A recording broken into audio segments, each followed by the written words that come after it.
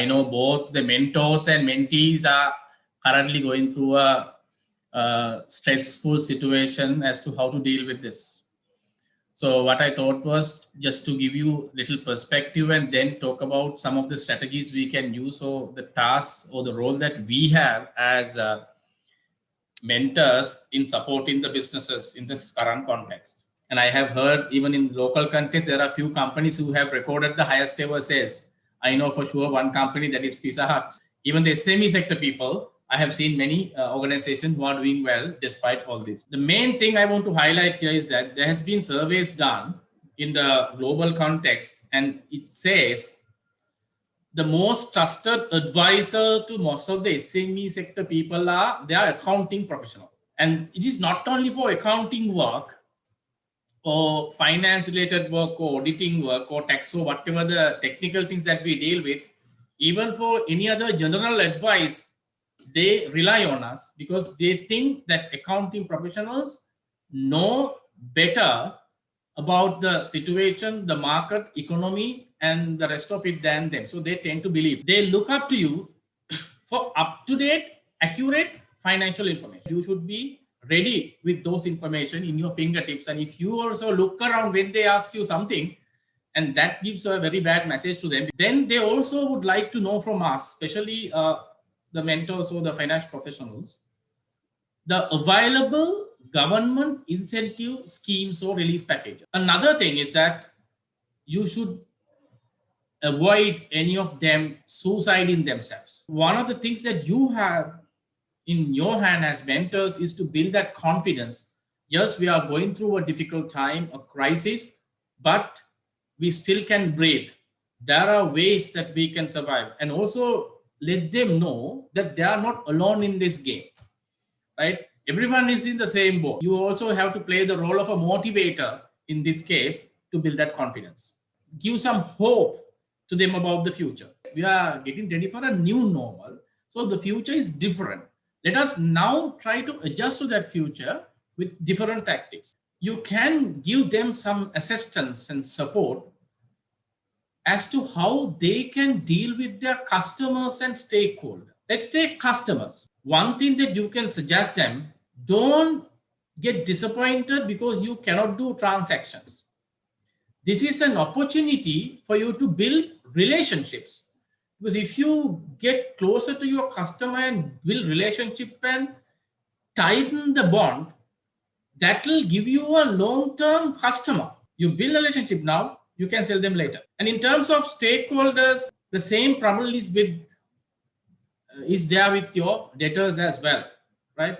So you also have to have that dialogue in a much more sensible manner and sensitive manner, because you are dealing with humans. So if you can offer them easy payment schemes, some restructuring of their debts, and give them some options to pay without damaging their cash flow as a win-win option. So you as accounting professional can structure some of these arrangements in a better way. So help them with that. And also you can play a role, especially in dealing with some of the stakeholders that these SME sector people are not capable of having that dialogue, especially with government institutions, banks, and various regulators, etc., because they might be weak in their negotiation power and communication, especially in the current context in securing those relief measures. And the most important thing is communication, because they tend to believe in negative things and they tend to misinterpret things. And it's very important that you keep the communication going, so that one side you are building confidence in them that there is some guidance coming from you.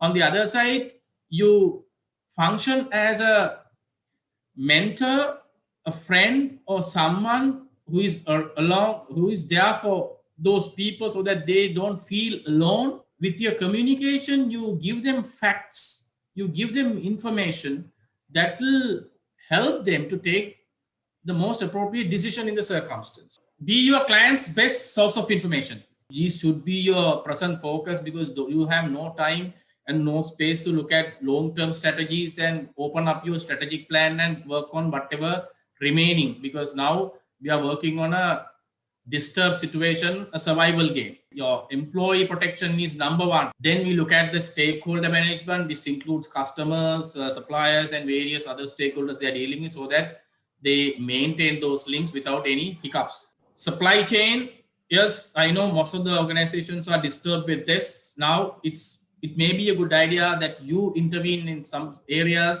to facilitate. And cash is king in the current context. When you are in disturbed environment, profit and everything is out of the window. Your main focus should be your lifeblood of a business, that is cash. So you need to come up with strategies that will safeguard the cash. Then you can focus on the next level. While we are focusing on the current survival game, you can look at the next future aspect. So you can do scenario planning. What if things will be all right in 3 months, 6 months, 1 year? What if we continue to have these travel restrictions and we have to operate only remotely? So what if we have to operate without employees coming into the office? You look at different scenarios. We have enough cases now, and help them build suitable strategies to deal with them. And then talk about the revival agenda, how you are going to revive your business in different fronts. You can't work with the old business model. You need to now define a new business model to suit the new normal. That should be your case. And while you are doing this, you have to balance two things. One is the cost, the other one is the risk. Because I'll give you one example. In the first wave last year in March, we got the pandemic impact. But before that, we heard about it in China. So even before it comes to Sri Lanka, we got affected because most of our local industries were heavily dependent on raw material coming from China. Some organizations, raw material, 100% came from China. And that gave them a lesson. Their supply chain got blocked. They also had an alternative supply sources available in India, but they were with China because of the cost factor. But if they were worried about the risk or contingency planning, they would have at least had a certain proportion of their raw material coming from India, at least 70-30. Maybe India is a little higher, but that is not the cost, that is the risk. So we need to also teach our SMEs how to plan their BCP arrangements, business continuity planning, right? So how to take certain decisions by looking at the risk, not always look at the cost. I'll quickly go through 10 takeaways that you can work on within yourself and you can help your businesses. Number one, expect things to get worse before it gets better. So we have to be realistic. Focus early on cost, right? That is because sometimes organizations think, no, we are just fine here, we making reasonable profits, therefore we can survive. But you never know when your revenue get blocked. So therefore, always focus on cost that is within your control. Let the revenue flow in. The moment the revenue get disturbed, you are still better because you are managing your cost.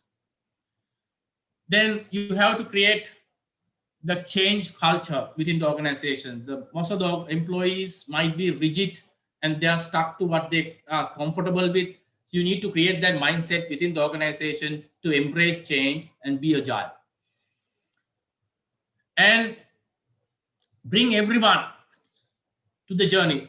What I mean here is that when you plan the agenda of the organization to move to the next new normal or the revival plan, try to engage every employee possible for the course, because then they also realize that it's a teamwork.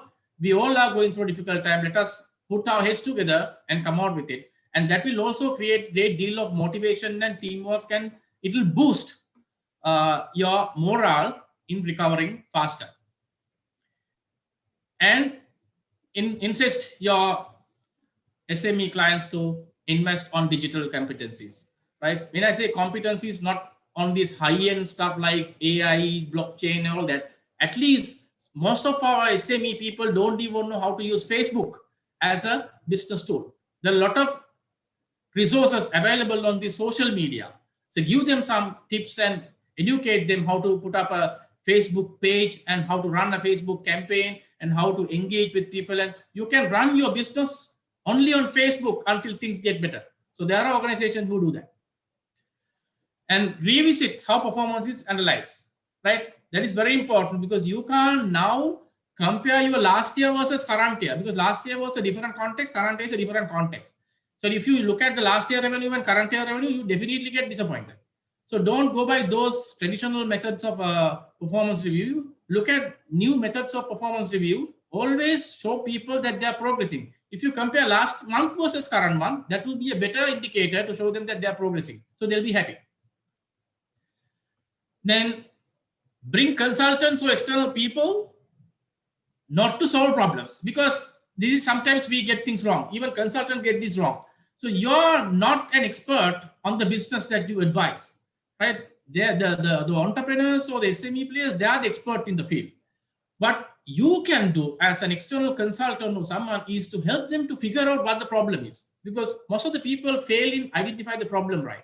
If you help them to identify the problem right, they know what the problem is, and then you can collectively build the solution. If you go and try to solve it, maybe you pull the wrong plug or you give the wrong solution. So that's something that you have to be careful, because they need to own the solution, not the consultant.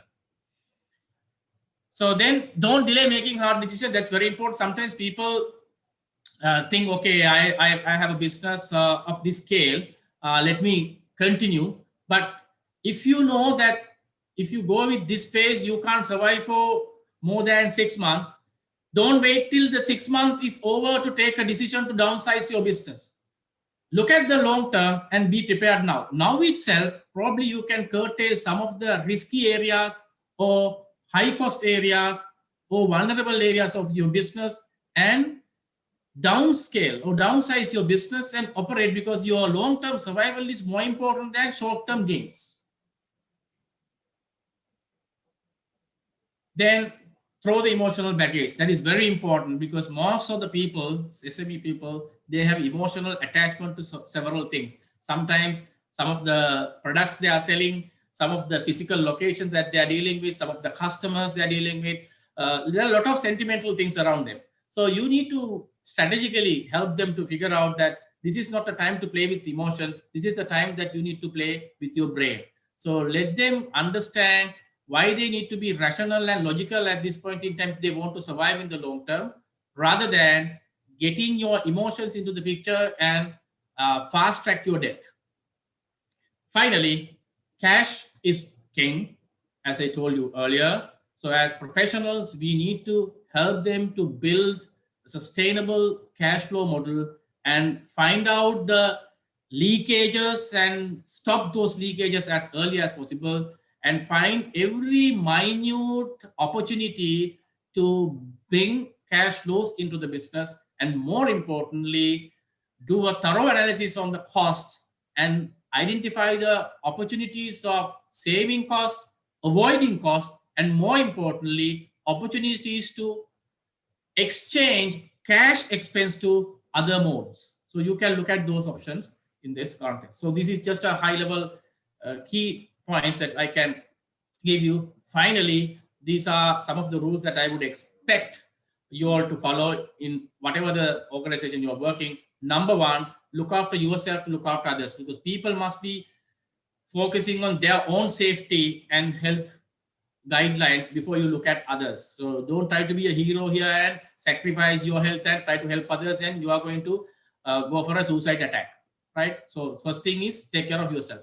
Rule number two, look after your employees before your clients or customers, because they are your number one resource.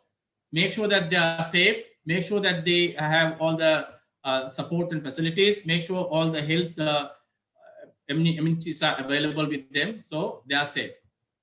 Rule number three, look after the health of client before the business. When you call your customer or a debtor or anyone, before you ask about your check, first check whether they are okay, whether their health situation is in good shape, because people value human touch more than anything at this point in time. So try to deal with your stakeholders in a human way without putting cash in front.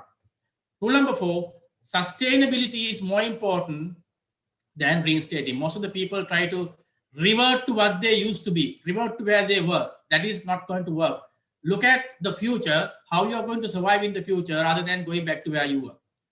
Last rule, focus on relationship rather than returns. At this point in time, as I told you, building customers is more important than doing transactions at this point in time because it's long term.